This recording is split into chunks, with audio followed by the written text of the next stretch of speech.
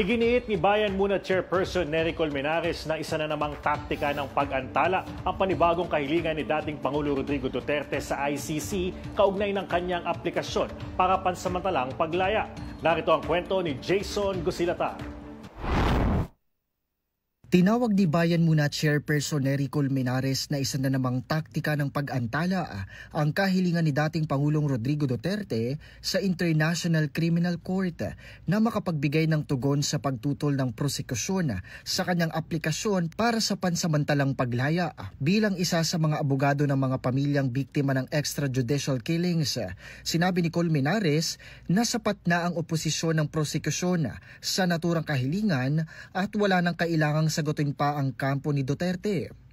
Aniya, maaaring desisyonan na ito ng pre-trial chamber kahit walang karagdagang sagutan. Binatikos din niya ang pagsusumite ng kampo ni Duterte ng findings ng Senate Foreign Relations Committee na noon ay pinamunuan ni Senadora Amy Marcos sa ICC. Giit ni Colmenares, wala namang patunay na inaprubahan ito ng Senado at hindi ito kinikilala ng ICC dahil hindi ito nakatali sa mga lokal na maniobrang politikal.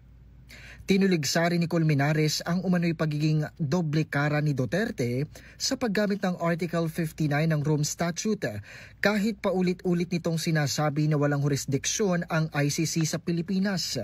Ayon pa kay Colmenares, ginagawa ni Duterte ang lahat para maantala at maiwasan ang paglilitis dahil alam nitong wala siyang matibay na ebidensyang magpapatunay ng kanyang kawalang kasalanan sa mga patayan sa ilalim ng kampanya kontra droga. Ako si Jason Gusilatar para sa Kwentong Politiko.